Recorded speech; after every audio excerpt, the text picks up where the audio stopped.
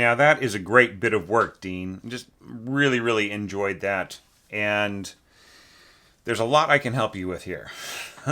Okay? But before I jump in and start saying, oh, well, have you thought of this? Or maybe that's a little too loud, that's a little too soft, and so on. I just want to say that really, just excellent work. Really, really nicely done. And also because it is giving me so much to talk about, which I always enjoy. So, yeah, so let's just jump in right here. Convincing Alargando expression or expansion, you kind of keep it really simple here. Like, the only thing I would say here is that if you are thinking of the way that the piano score works, in that you have somebody hitting the pedal. I actually wrote the pedal in there just to kind of to illustrate what the pianist is doing and how that affects the sustain of all the pitches, right? So like here you've got like this note sustained and you've got that note sustained, but there really isn't a whole sense of each pitch holding on as it goes, right? And you are sort of leading to a more reserved kind of a texture here compared to where you were before. So I don't think there's anything really wrong with it. I'm just saying that, like, is this something that you might want to return to and like maybe expand on it a little bit? Maybe there could be some help from winds holding some pitches. Maybe some of the strings could be holding some pitches divisi as you went upwards. Maybe some of these pitches could be taken over by the first violins, and the violas could be holding on to certain pitches and so on. But just like so, there was a sense of sustain. Now, is there a smooth release into bar 49? More or less, because you are kind of leading to this softer interpretation than some others that I've seen. All right, so like these quadruple stops, all totally playable, and you get your violas playing this measured tremolo and so on. It's a very cool idea, claves and so on.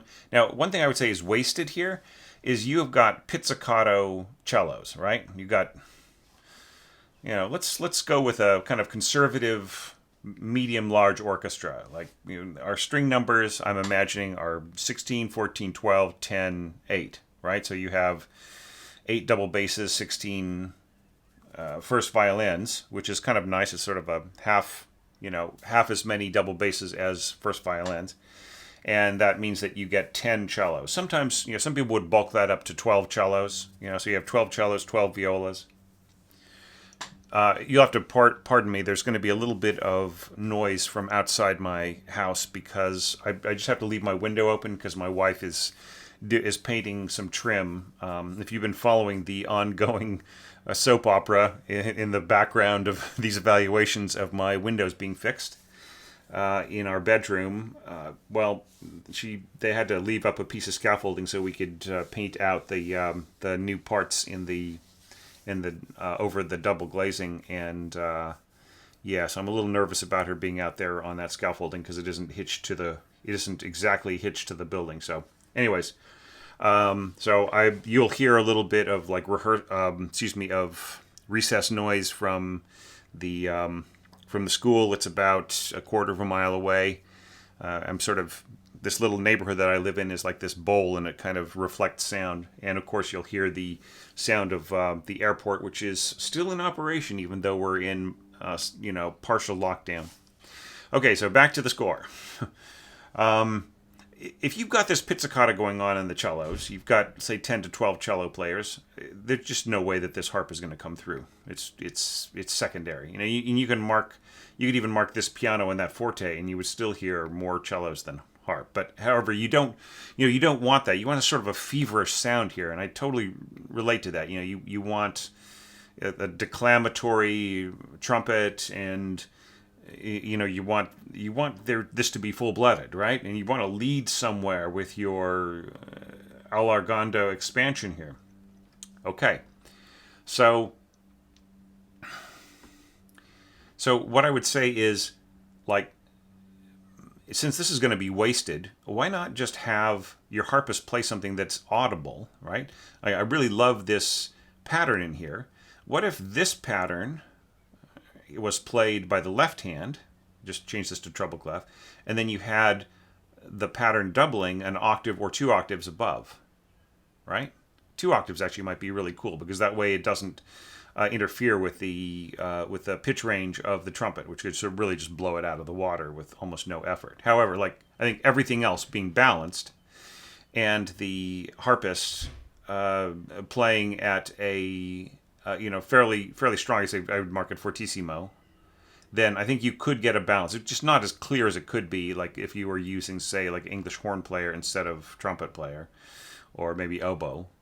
But still, I mean, such a beautiful idea of that solo trumpet. However, like, this is, well sung, very expressive in the melody, right? So, what does that mean, right?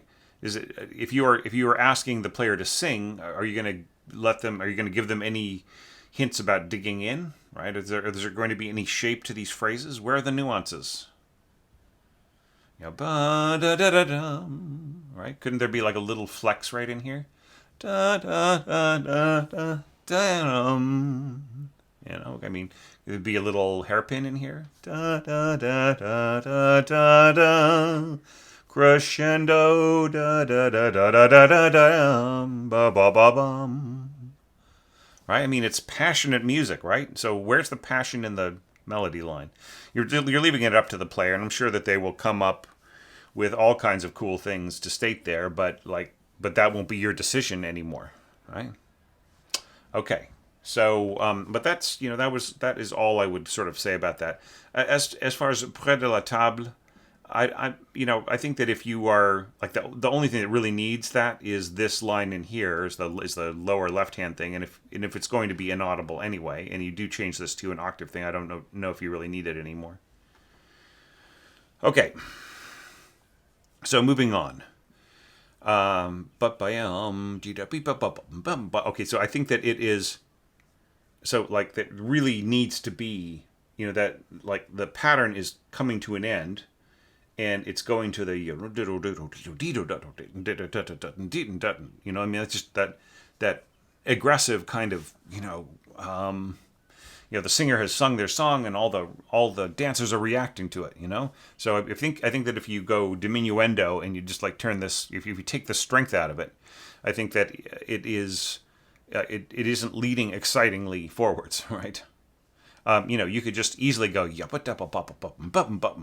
and push right at the end, right, without having to come down to piano. But these elements, leave this strong English horn, right? English horn contrasting, right? In the score, it says to get softer, but that doesn't mean that you have to get softer. Okay. So I would say like forte, English horn mezzo forte. Don't come down in the strings. Leave them active, and then push out of it. And then, this is so cool. You're coming in with castanets and, and guiro. So, yeah, just, and it doesn't sound cliched, repetitive, or annoying to me. Maybe to others. But I really like the way this pattern interacts. Very, very cool idea. Okay. And, now we're getting into these kind of stacked, doubled melodies, which I feel are not out of character, right? In my evaluation criteria, careful treatment of the melodic voice to make it feel authentic to the composer's style. I think that is. I think this is similar to things that you see in Rodrigo and in Falla and so on. And yes, of course, solo trumpet. That absolutely is the voice. And as far as keeping the accompaniment pattern from being too regular and predictable, you do that by changing around the context, right? And I think this all works really, really well. Like, the way you've got the pizzicato in the first violins, and this measured tremolo in the seconds, and so on, and in the violas, I think it just really works great, along with the kind of this rattling sort of percussion. But once again, like nuances. Da da da da dum, ba ba ba ba ba ba dum, da da da da da dum. See, now here, I think like you could have said like calmato, or I think you definitely have to give us a dynamic right here, right? So like maybe here's where you come down to piano or mezzo forte or something, but just really have it be a place where you're headed to. I don't think you need to go all the way down to mezzo piano. I really love the way that you are grayscaling, like or this isn't really grayscale. It's an invisible dynamic. But I decided that I would leave some of these showing, just because like it sort of helps to understand how you are working with things like poco diminuendo and like where you expect the music to go to and so on. So yeah, so I think you do need to ease back, because we are setting up the like the next concern in our evaluation criteria, which is like managing the sense of restraint. Right, we're going to that restraint here because we're about to lead to this burst of energy right in here. Right. So I'm not so sure that jumping the octave here is, I mean, it gets bigger and more expansive, and this becomes the overtones of the trumpet right in here. However, I will say one thing, like in terms of the continuity of line. If you're going to go da da da da, now you notice in the mock-up, you can really hear that that's it. These rests here in the trumpet are screaming just as loudly as the part that came before them, because that's where the trumpet stops, right? So this doesn't really, it's just four notes that are going to stand out hugely, right? So maybe you could just completely leave them out, right? Or you could make them an octave lower and continue on. But one way or another, I just think that we have a continuity problem here. Just like these four really hugely powerful notes, which will be louder than everything else playing, are suddenly going to stop. And especially, sending your trumpet all the way up there to B flat, one of its strongest notes. And against all of this, you're expecting the harp to do something, right? Now, the harp will be audible by around right here, right? And sort of, I mean, it's not the most ideal accompaniment. Like, you could probably get more out of pizzicato. But, if you, let's say that you came down to a mezzo forte by the time you got to here, and then maybe mezzo piano, then your harp really has a chance of standing out and having a role and everything else, right? Once again, really, really love the castanets and the guiro and so on. So cool. All right. I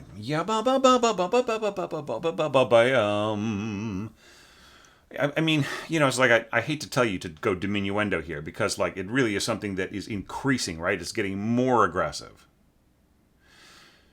So maybe, I don't know. It's just like, but like, how can you get the harp to do something useful there? I love your little enharmonic notes, and of course you've got the enharmonic, like a whole enharmonic octave and a fifth harmony right at the end, which I'll comment on when we get there. Yeah, very, very neat. So, I mean, pretty much works. Maybe there could be a little bit more support as things start to get really big right in here. Like maybe the accompaniment part needs to have a little bit more guts to it. That way you can just really go pow. So in which case you kind of need to rethink the harp right in here, because it's invisible till about right here. And then even here, as I said before, it's not all that strong with so much force from the clarinets and violins. Now, as you've noticed in the mock-up, and you probably have heard in pieces by Holst and so on, like the very direct sound of clarinets in octaves, right, already, and then also doubling strings, just has this kind of intense, insane, almost cutting sound. It's just really just kind of slashes through everything, and that gives me further concern for the harp, because that's, harp and clarinets and strings work really, really well together. But that is also the kind of timbre that can absorb the sound of the harp, right? Anything that kind of has a relationship to horns, right? Something that has a horn-like sound can absorb the sound of the harp. But still, I mean, you can hear in the mock-up, it kind of, sort of, has a presence there. All right, so, all right, here you have given your players, up, down, up, down, up, down, down. So, like, I think that, like, you have to sort of have a, sorry, my door is sort of burping. It's not quite latched. Yeah, so the harp right in here works great, right? And then especially with the violins backing off, right? And all of this getting softer. I would say, like, the more pizzicato, the less effective the harp, right? So, like, if this were arco and then even softer, then the harp would come through really beautifully. Just a touch of castanet right there at the end. That's just really cool. I mean, you got really, really great ideas. I just kind of want to see, like, how much can we optimize those. Yeah, so back to this. Yeah, the point being that really, like, having all of these down bows in a row is really going to just work best when the tempo is getting slower and more emphatic, right? So the danger that you are running into here is, like, whether how reasonable that is at the tempo that you intend. Like, I've actually thrown in, I've written in this this tempo style, and it all sort of kind of works and sounds a little bit like what's happening in the piano score. But that doesn't mean that that's what the conductor is going to want, right? So if they kind of decide that they want to push it in the middle of this phrase, then the violinist will have to change their bowing style, right? Because it's just really hard to play so many down bows in a row, with the kind of real emphatic accent that you want. You want these really zooming bows, right? And I feel that the proper articulation style for that kind of scoring is really tenuto rather than accent marks, right? Because it's kind of a zooming sound, like zoom, like the bow is moving quickly and it is covering a lot of ground, and that is usually what like, that'll happen in a tenuto anyways, but especially in, like, a big row of down bows. All right, that all works great. Okay, and that takes us to the agitato. Okay, now this is really, really cool. Yeah, you've got so you know what I would actually recommend here. I know the people who are just really love the very, very low sound of the 5-string or C extension bass are probably gonna get annoyed by this. But I feel that, like, if you're going a mile a minute, you're just really going fast. I think that you might as well just have your double basses up an octave until you get to about here, right? And then here drop down the octave, right? So just like, this note being middle C written. And I think that you just get way better clarity and emphasis and so on. Now here you got, like, buzz rolls on your bass drum. Okay, that's not really a thing, right? So because, like, a buzz roll it's a thing that works with gravity. So, like, you would need to have, first of all, you need to have sticks that can bounce on a bass drum head. So you'd need the bass drum to be positioned sideways. And then, like, would you be, you haven't told me that you are using a different kind of a stick on your bass drum. So, just use I think that you just intended this to be a roll, and that maybe the buzz roll sound is activating a certain kind of quality in the mock-up. So, but whatever it is, this needs to change, right? And if you are going to crescendo from pianissimo to forte, if you're really going to push it that, really going to have it that big of a crescendo, then maybe needs to be marked, especially if you have bass drum involved. Anyways, I'm wondering if these are from my template. Okay, but anyways, I mean, it all works really great. I really love this idea of the lower strings doing the measured tremolo and the lower winds just doing staccato and so on, and finally coming in with bass trombone and tuba. I think that just really, really works great. All right, and here you're changing to ratchet.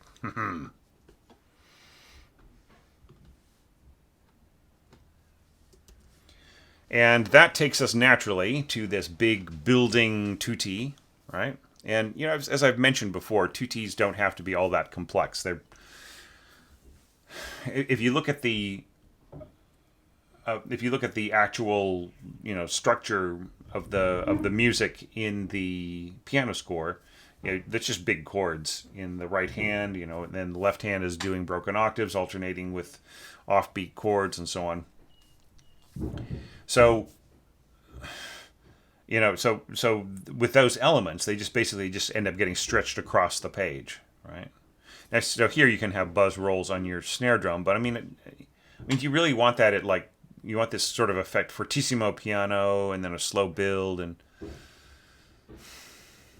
I'm just wondering if this buzz roll here is just for some sort of effect that the mock-up is giving you rather than the actual technique, right? So I think that just like letting the concert player, your concert snare drum player, just play a regular standard snare drum roll would probably work way better. And then here we got cymbal buzz rolls on cymbal. Maybe you're just using that as a sort of a proxy for right. And then you have trill. Yeah. So look, just use the multiple beam tremolo marking for the rolls, and you won't. I mean, the equivalent of me talking about it unnecessarily is the equivalent of raised hands at rehearsal, right? And every raised hand at rehearsal costs you at least $75. Okay, so think about it that way. Like there's a cost. Like, and let's say you have a huge orchestra, like 105 pieces or something like that, 120 piece orchestra. Every raised hand is costing you like $100 to $200. Even if the question is answered very quickly. Pencil work, right? All the things that the conductor has got to do at the beginning of the rehearsal. He's made a bunch of decisions, and he goes in there, and he's and usually like a really, really professional conductor will not take their time. They'll say, first violins, I want you to be mezzo forte at bar 20 instead of forte. Cellos, you got a tremolo right in there. That's not going to work. It's too fast. I want you guys to do a sort of a measured tremolo, do 16ths instead of an unmeasured tremolo, blah, blah, blah. They'll go down this big list of things. And then the rehearsal starts, and then the conductor has solved all of these problems in advance, right? And then other things will come up, and you'll get raised hands at rehearsal no matter what happens sometimes. But the more you can solve them, the more functional practice time you can get out of them. Let's just even say that money was no object. It doesn't matter because people have got jobs and they've got limitations on how much time they can spend with you, right? So, if you want to get as much valuable time as possible out of your players, then just cutting down on that. So I would say, just buzz roll. Okay, just don't do that with your concert score, unless you really, really mean that that sort of bouncing stick that is loosely held between the fingers and then just slowly building one on the other. Okay, so now moving on, let's look at the structure of this. So I like the subtle start here with the with our reeds, kind of realizing that chord and the octave scoring and everything. It's going to be very thick, very nasal. I love the bass clarinet and the bassoon doing those offbeat chords, and meanwhile we've got this sort of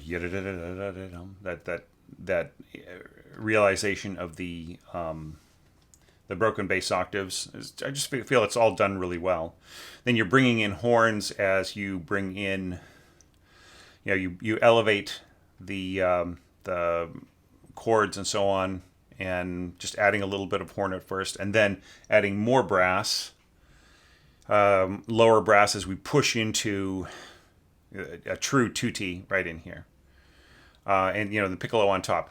The piccolo may be a little premature. You know what I mean? It's maybe holding it off a little bit will keep the scope from getting too big too fast, right? It says with expansion, so we have to be able to expand to somewhere, right? Rather than just having the whole thing hit the listener over the head. Of course, I mean that is great. I mean it's only like 10 bars or something, right? So yeah, so you can get as big as you want to, as fast as you want to, but it's just something to think about, if you want to be able to kind of go somewhere, right? In terms of your scope of your sound picture. And this is all really nicely orchestrated for a tutti. I just really have no problems. I like the I really like the offbeat hits right here in the timpani. I think I did something similar to that, but I think I did it in the alternating bars. Yeah, I mean just so much fun scoring things like this. I think it'll pretty much all work pretty well right in here.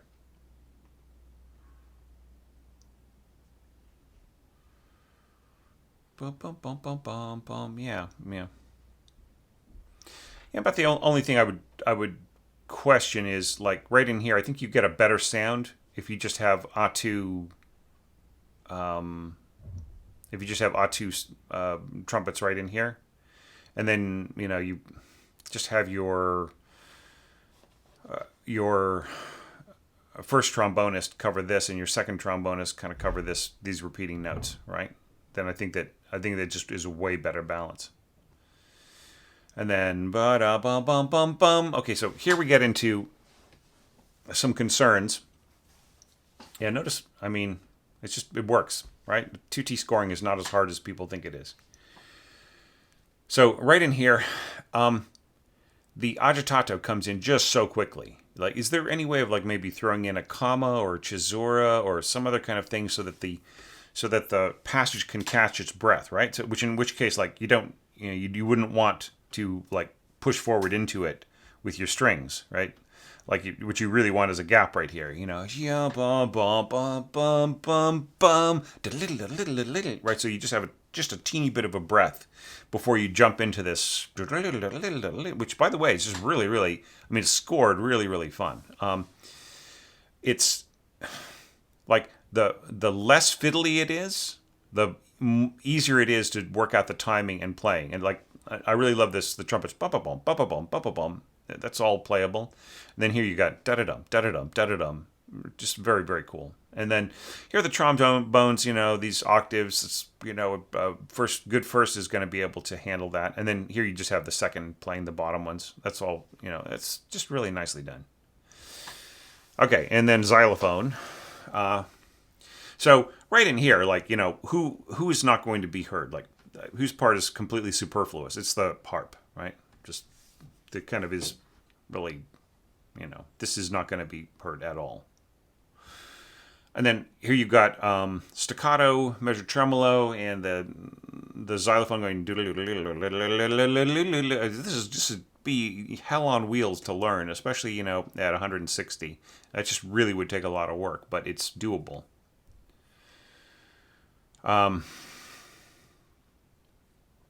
It's audition material.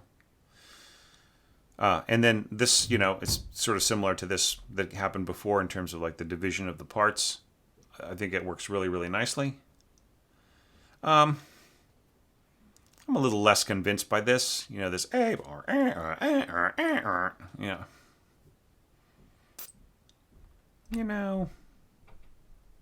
I mean, wouldn't it be better to go, to have this A and then have an accented staccato F sharp with the first trombone?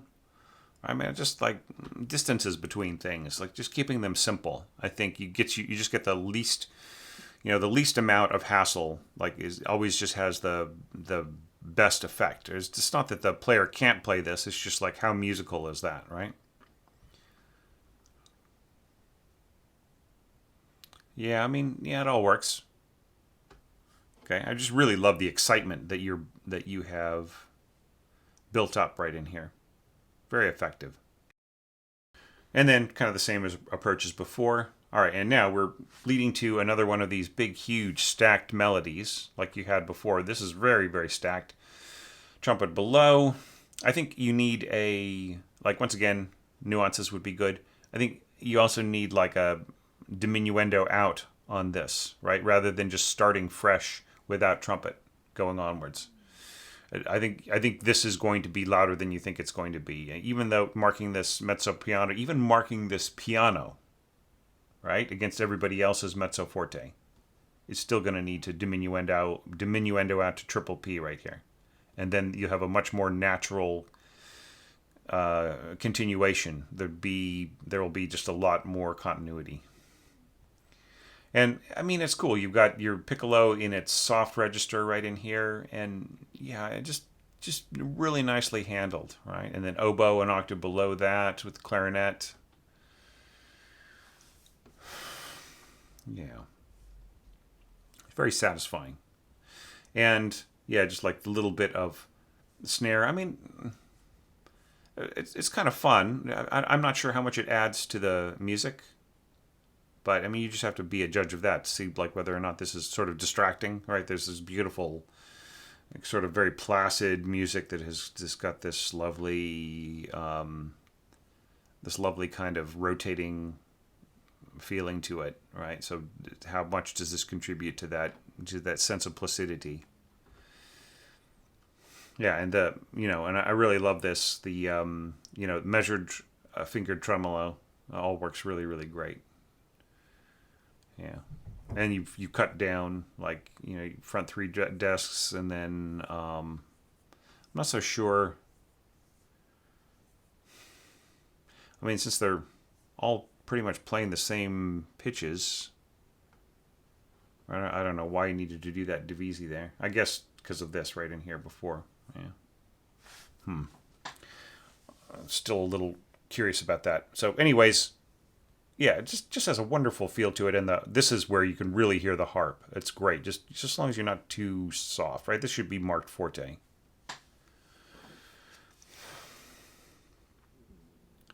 Yeah, and then I also like the way that you drop out one player after another, right? And in this case, the piccolo scoring is in its softer register, so it's not a big concern that it will disappear so much in a noticeable way. But I would say that like right around here, you're still at mezzo forte, right? And you get to piano here, right? So I think that like unless you're at piano here, this should be up an octave, right? So you just need a better balance because even at piano, I guess the oboe will still be way more audible than the flute right in there, and especially adding clarinet on top of that. What chance does the flute really have, right? Why couldn't the flute just continue to double the piccolo? It's a really beautiful sound. It's sort of like blending concert flute with folk flute, right? And it'll just keep the integrity of this line all the way through to keep the first flute up there, right, rather than just dropping it way down. And there's this rule of three going around right now. Maybe another channel has brought that up as a sort of a thing, and I'll have some comments. I'm actually thinking of doing my own tip about it. Whether or not that really works, right? So, anyways, let's not worry about it right now. But this will work just so long as the clarinet and oboe player do not push too much right here on this crescendo. And then, of course, English horn and clarinet, that is really beautiful mixture. And then right at the end, we get a little bit of rain stick. It's really nice. And just, last little comment from the first horn. Now, here we get into some issues. All right, you've got this downward sloping A grace note to the E. And I just don't think that is. I mean, maybe you're a trumpet player, maybe you can play that, but you're trying to keep this really soft, right? Is there some other instrument that could be playing that A there? Excuse me. It's very, very tiny. Just wanted to make sure I had it right. So yeah, so bum bum bum bum bum bum bum bum bum. I mean, you got it here in the piccolo, right? Yeah. So yeah, so just there's no need because it's just it's a little strange. Like the A is in the it's in the high register of the trumpet where dynamics are very hard to control. However, the E is in the staff, and there's no reason why with mutes and so on that the player couldn't get it down to almost invisible right in here. But it's just that A just annoys me. Just really you've got it in the piccolo already. What's the use of giving it to your first trumpet player and just making their life more difficult? Okay, and I mean I like the structure of this. It's very cool. And like then you just substitute the English horn in there for the to sort of replace the third trumpet and so on. Yeah, I mean,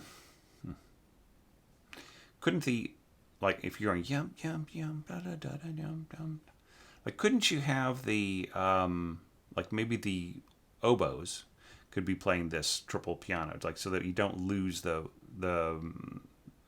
fullness of the texture, right? Because like the second time, like you've got these even if they're incredibly soft, they're still beautiful, bright, and warm. You've got that beautiful, bright warmth in the middle, right? And then here you take it out, and there's nothing, right? So I would say maybe the oboes could take over, could go forwards. Right? All right, bum ba very nicely done English horn and bass clarinet. Great minds think alike. After the pizzicato. I mean, that's so cool. Yeah, this is exactly what I did as well. But this is something I did not do. Contrabassoon, going back and forth with bassoons, and then trading off to pizzicato. I think that I think the trade-off, like dovetailing, would be a little bit more effective than just going to the other instrument, right? So I think that actually bringing in your pizzicato, like right here, would work better. And then you just get an absolutely smooth sense of the pizzicato, coming out of the bassoons. And of course, just this is so cool. Just throwing in the a little bit of these other instruments, the bass clarinet, the bass trombone, and so on, just very softly in the background. Yeah, and then trading off the da-dum, da-da-dum, da-da-dum. Yeah, just so nice. And here, like harp is going to sound fine. This should be marked mezzo piano or mezzo forte.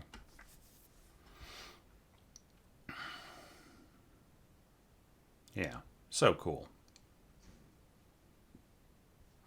Yeah, so I mean, no objections from me on any of this. And then, bum bum dum. I think this needs to be slurred, right? Rather than dun dun. You want dum. And now here's what I was mentioning previously, and that is the this big beautiful roll enharmonically. So why has Dean done this? Okay, and that is because the enharmonically, these can be played as flat strings, and then like the playing on strings that are completely relaxed has the most beautiful, glorious, lush, liquid sound, right?